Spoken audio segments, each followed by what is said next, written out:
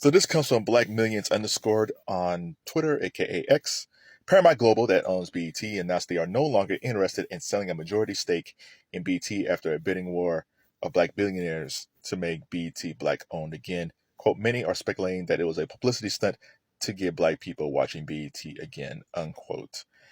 So first of all, the billionaires in question are Byron Allen, Sean Combs, and Tyler Perry. The whole thing of that is a publicity stunt. I don't know, man. Like, I've seen all the Martin episodes and Fresh Prince episodes that they always air on BT. So even if it is a publicity stunt, I'll go over there. It's like, oh, Martin's on again. Oh, yeah, that's cool. I might watch Sisters from time to time, but there's not really much to watch on BET. So there's that. So here's the thing. I am quite shocked this happened because the news on the street, Starsky, was that Tyler Perry actually acquired BET a couple months ago. And even though it wasn't confirmed, if you're watching BET and VH1 and MTV, you saw that VH1 moved Love and Hip Hop from VH1 to MTV. And all of a sudden, all of Tyler Perry shows and movies were being played on VH1. There used to be like long marathons of Cheaters, and they got shortened.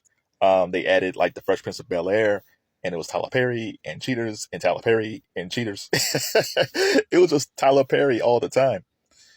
So I felt like Tyler had acquired BET, which in that deal would have included VH1. That's why his stuff was on VH1. But evidently Tyler did not acquire BET.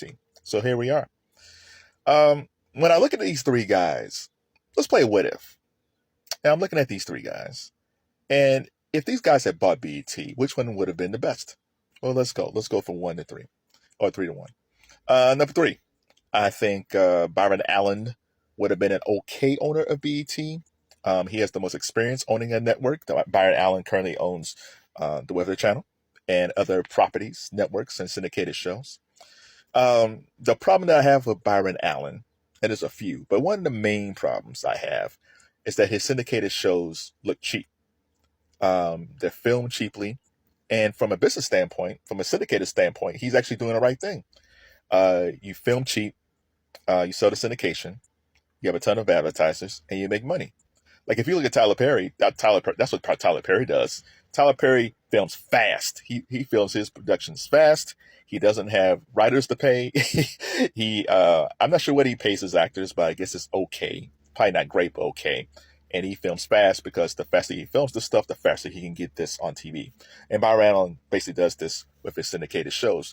The problem that I would have with Byron Allen is I don't want a bunch of cheap shows on BET. I want some classy things there.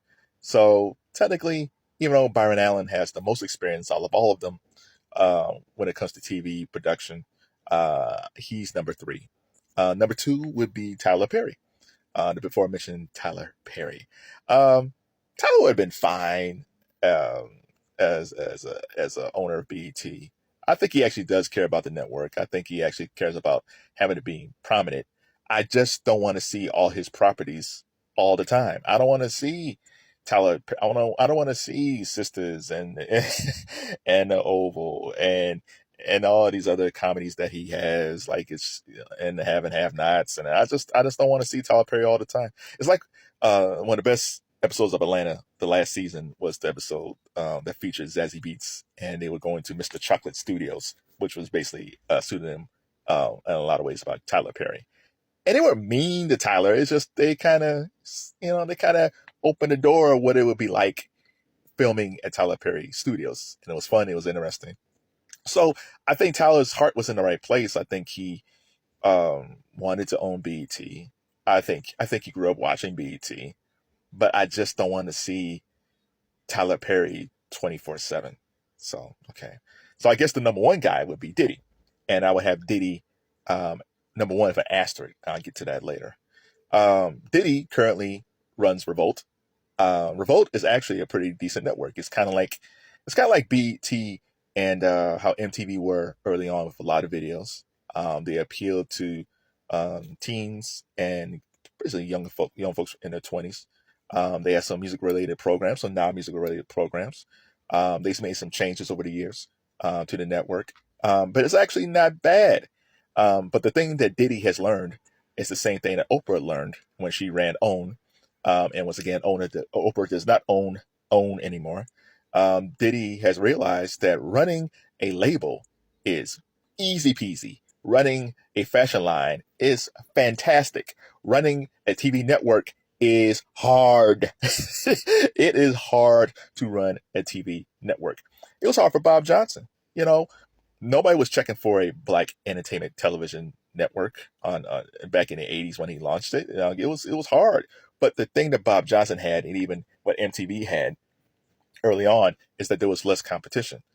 Sean Combs faces a lot of competition. You're getting competition from competing networks. You're getting competition for all the content that's on cable. You have to try to get your cable channel on different providers, because some providers probably don't have Revolt. Just like with BET, there's BET Soul, right? You have to pay for it in some markets. In some markets, BET Soul is free.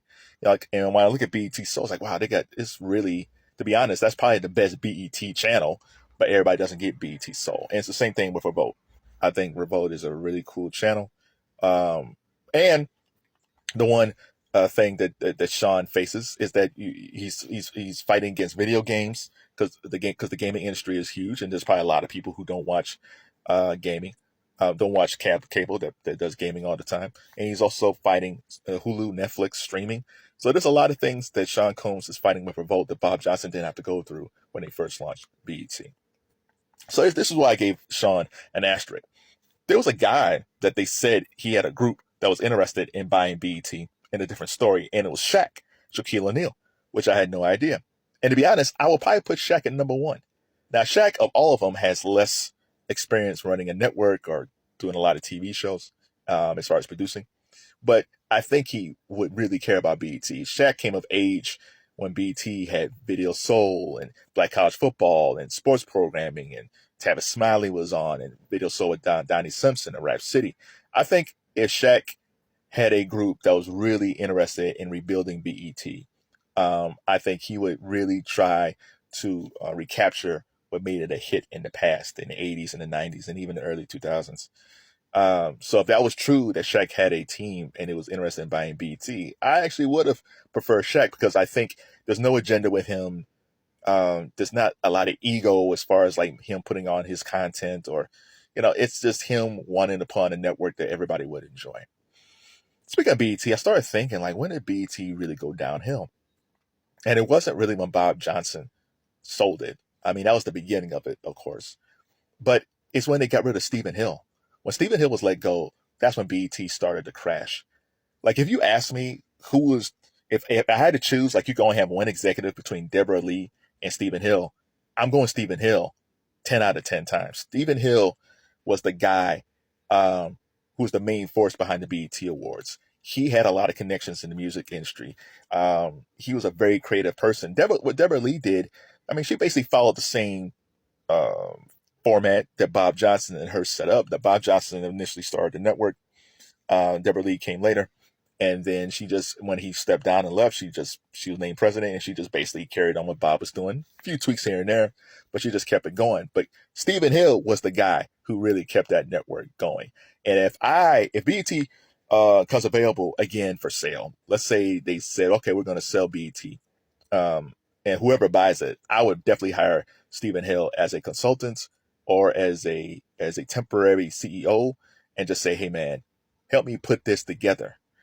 I want this thing to be back to where it was decades ago, because the kids need this, the families need this. There's no, TV One is cool, and some of these other properties are cool, but man, we need to bring BET back to prominence.